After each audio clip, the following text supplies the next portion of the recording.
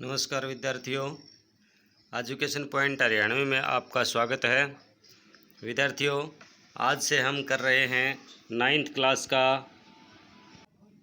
काव्य भाग शुरू।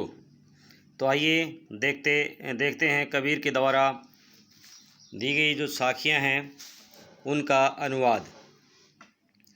तो बने रहिए मेरे साथ आप एजुकेशन पॉइंट हरियाणवी पर। विद्यार्थियों, यदि आप मेरे चैनल पर नए हैं तो चैनल को लाइक, शेयर और सब्सक्राइब करना ना भूलें। तो पहली साखी हम पढ़ते हैं। मानसरोवर सुभर जल, हंस केली कराही, मुक्ता फल मुक्ता चुगे, अब उड़ी अनंत न जानही।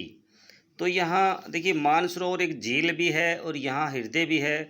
सुभर होता है भाई अच्छी तरह से भरा हुआ, केली माने होती हैं क्रीड़ाएँ, मुक्ता माने होते हैं भाई मोती, और अनंत होते हैं अन्यत्र कहीं और। तो देखिए यहाँ कवि कहता है, प्रस्तुत अवतरण जो हमारी पाठ्य पुस्तक हिंदी की कविता जो है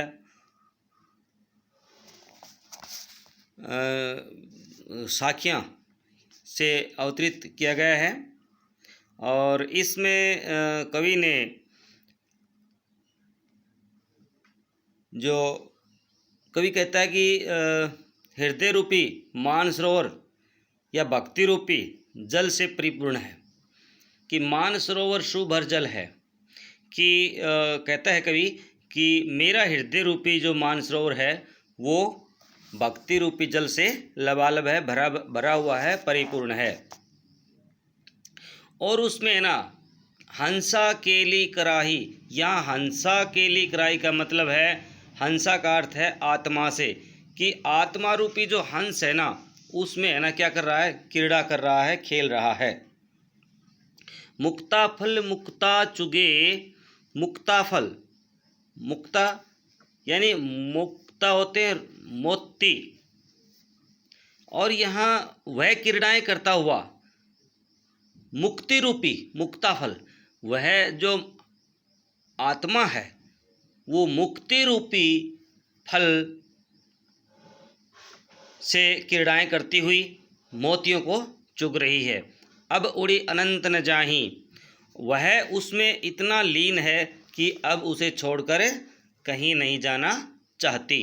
तो आइए फिर देखते हैं एक बार कि जो कवि कहता है कि मेरा जो हृदय है वो एक स्वच्छ जल से भरा हुआ मानसरोवर है, और इसमें आत्मा रूपी हंस है, वह क्रीड़ा कर रहा है, और वह आत्मा रूपी हंस क्रीड़ा करता हुआ मोतियों को चुग रहा है, यानी कि मुक्ति रूपी जो मोती हैं उनको चुग रहा है।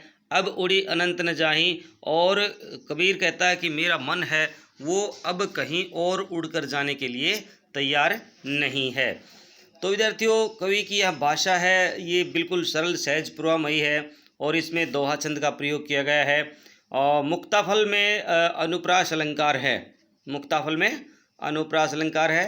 और प्रस्तुत साखी में संक्षिप्त होते हुए भी जो जीवन की जो गहन अर्थ हैं वो हमें दे करके जाती है।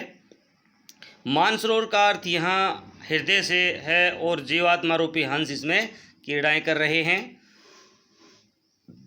जीवात्मा रूपी हंस है वो मोतियों को चुगता है, यानी मुक्ता रूपी मोतियों को चुग रहा है। बढ़ते हैं अगली साखी की तरफ। प्रेमी ढूंढते मैं फिरो, प्रेमी मिलो न कोय, प्रेमी को प्रेमी मिले, सब विष अमृत होय। तो यहाँ इस साखी में कबीर जी कहते हैं कि ईश्वर जो है प्रेमी के गुणों पर एवं संगति का प्रभाव अभिव्यक्त करता है। प्रेमी ढूंढते मैं फिरो, प्रेमी मिलो न कोय। कवि कहता है कि ईश्वर प्रेमी के गुणों एवं संगति के प्रभाव को अभिव्यक्त करता है, और कहता है कि हे भगवान के प्रेमी को ढूंढता हुआ फिरता हूँ, कि मैं भगवान के प्रेमी को ढूंढता हुआ फिर रहा हूँ, किंतु मुझे कोई सच्चा प्रेमी नहीं मिला है। तो कवि कहता है कि प्रेमी ढूंढते मैं फिरो, प्रेमी मिले न कोय, कि हे भगवान, मैं भगवान के प्रेमी को ढूंढता हुआ फिर रहा हूँ, किंतु मुझे कोई भी सत्य प्रेमी नहीं मिला। पर जब भगवान के एक प्रेमी को से दूसरा प्रेमी मिलता है, यानी प्रेमी को प्रेमी मिले, यानी एक प्रभु प्रेमी से दूसरा प्रभु प्रेमी मिलता है, तो सब विष अमृत होई, सारे विष हैं वो अमृत के समान हो जाते हैं। यानी शरीर की सारी जो विषय वासनाएं हैं वो दूर होकर के अमृत के समान हो जाती हैं। तो इस पद्यांश में, इस अवतरण में कवि ने ईश्वर भक्ति को स्पष्ट किया है, उसकी ईश्वर भक्ति की महत्ता को स्पष्ट किया है। और इस साखी में यह भी स्पष्ट किया गया है कि ईश्वर प्रेमी की संगति करने से मानव मन के सारे विकार हैं वो दूर हो जाते हैं। और इस साखी में सरल एवं सहज भाषा का प्रयोग किया गया है। प्रेमी को प्रेमी में अनुप्रास अलंकार का प्रयोग किया गया है। और प्रस्तुत साखी में गाई जाने के योग्य, यानी कि गयात्मकता का गुण इसमें विद्यमान है। प्रस्तुत हुआ कबीर ने जनसाधारण को समझाने के लिए कहा है। जब एक ईश्वर प्रेमी दूसरे प्रेमी से मिलता है तब विष भी अमृत बन जाता है। आइए देखते हैं। हस्ती चढ़िए जानकी, सहज दुलीचा डरी, स्वान रूप संसारा, भूखन दे जक मारी। तो यहाँ हस्ती चढ़िए ज्ञान की, सहज दुलीचा डारी।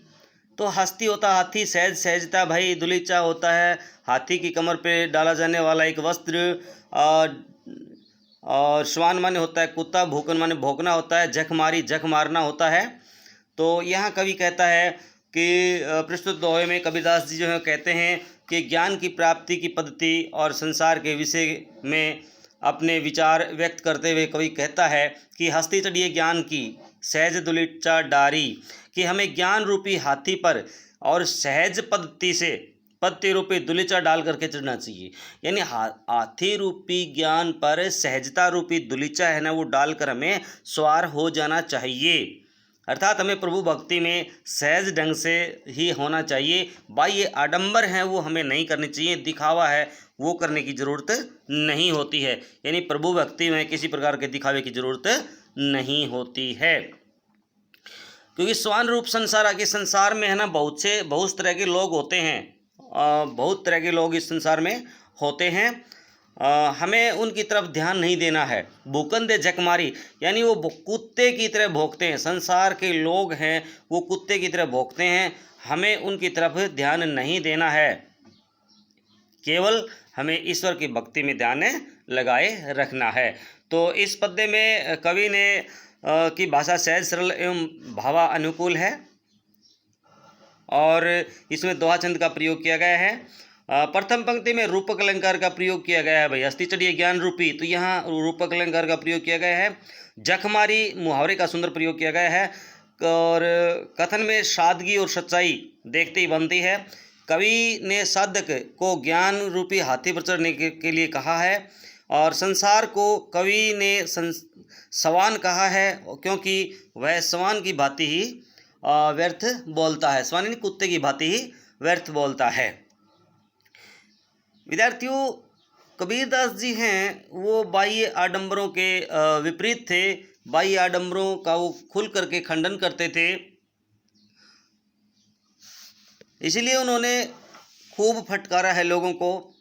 तो बढ़ते हैं अगले पद्य की तरफ। कहता है, पखा पखी के कारणे, पखा पखी के कारणे, सब जग रहा भुलान, कि पक्ष और विपक्ष करके सब जग रहा भुलान, निरपख होय के हरि भजे, सोई संत सुजान।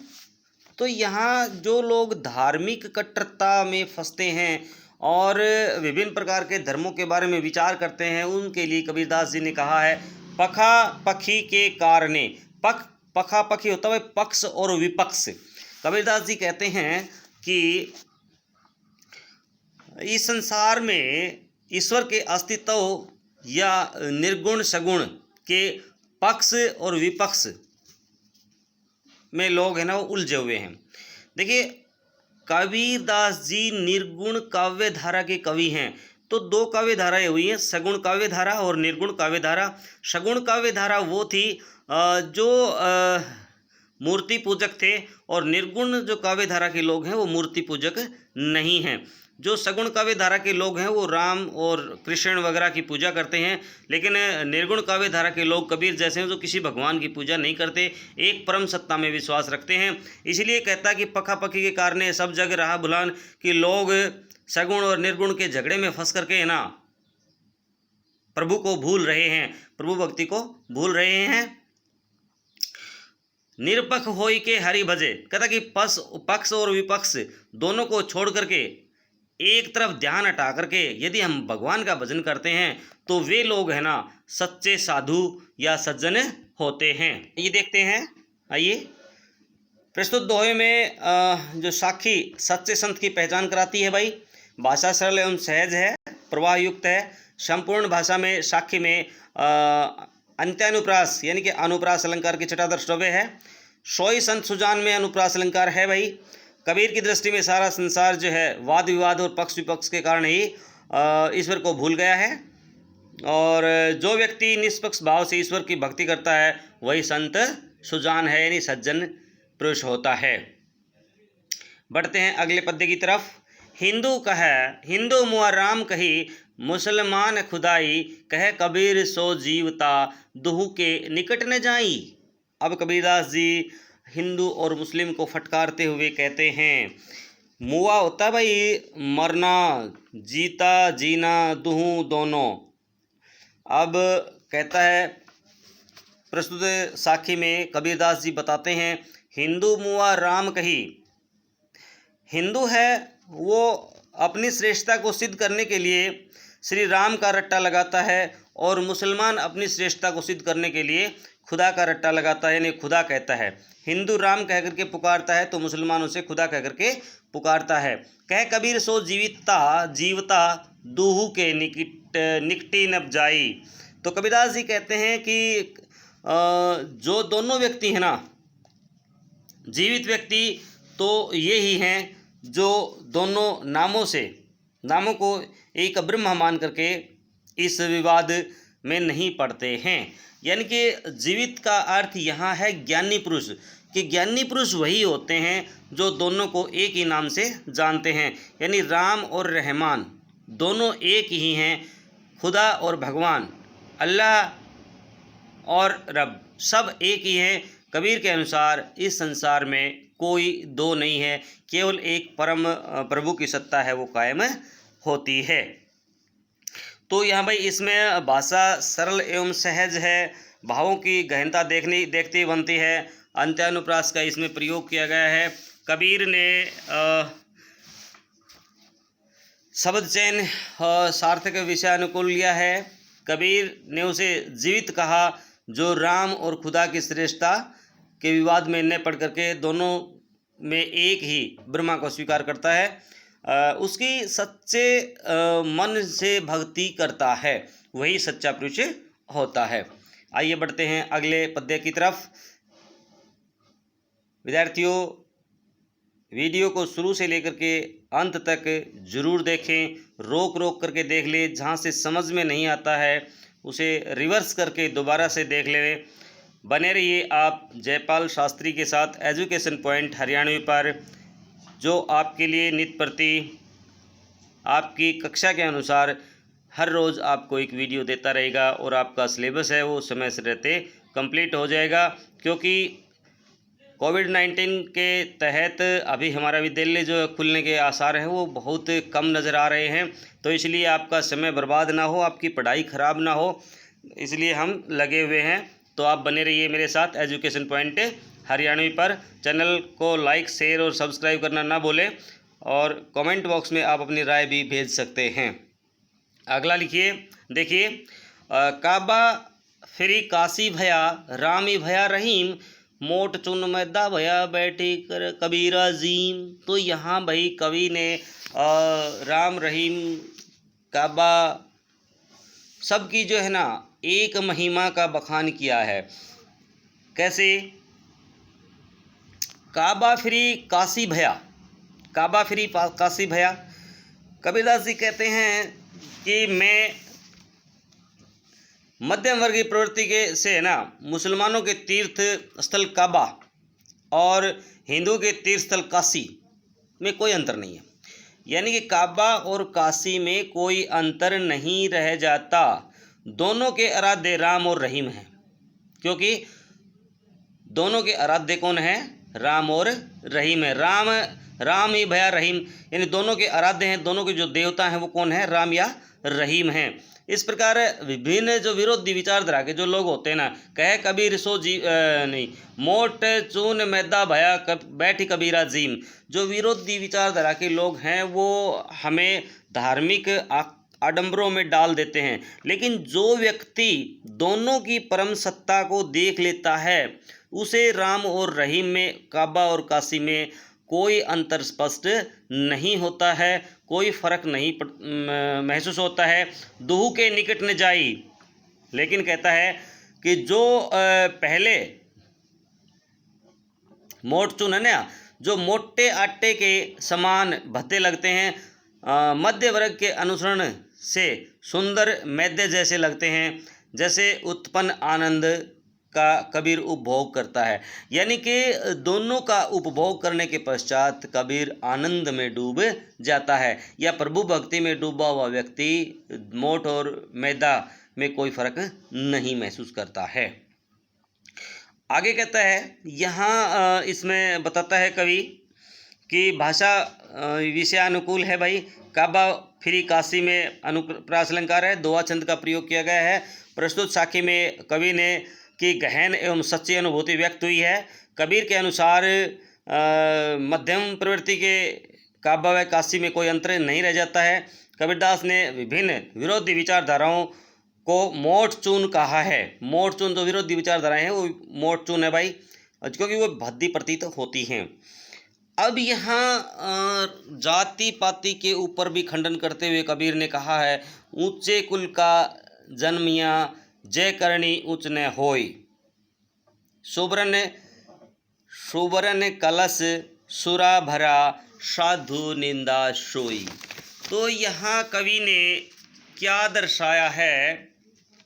कवि कहता है, ऊंचे कुल का जन्मिया जय करणी उच्च न होय। यदि मानव के कर्म अच्छे नहीं होते हैं, ऊंचे कुल का जन्मिया, यदि मानव के कर्म अच्छे नहीं होते हैं तो ऊंचे कुल में पैदा होने से क्या होता है? यदि हमारे कर्तव्य अच्छे नहीं हैं, हमारे कर्म अच्छे नहीं हैं, तो ऊंचे कुल में पैदा होने का कोई लाभ नहीं होता है। अर्थात आदमी के जो कर्म हैं वो हमेशा अच्छे होने चाहिए। कहता है कि सुबरन कलश सुरा भरा। सुबरन जो सोने का जो घड़ा होता है ना, सुरा भरा, शराब से यदि भर दिया जाता है तो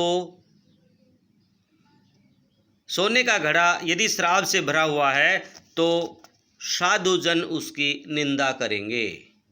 कहता है साधु निंदा सोई। यदि सोने का कलश भी शराब से भरा हुआ होता है तो साधु लोग उसकी निंदा करेंगे। इसीलिए जाति पाति कुछ नहीं है। इस दोहे में कवि ने यह सुरा भरा में अनुप्रास अलंकार का प्रयोग किया है। शब्द चयन भावानुकूलम सटीक है, भाव की गंभीरता दृष्टव्य है। प्रस्तुत साखी की भाषा सरल एवं भाव अनुकूल है। कोई व्यक्ति ब्राह्मण कुल में पैदा होकर यदि नीच कर्म करे तो वह ऊंचे कुल में पैदा होने का महत्व नहीं जानता है।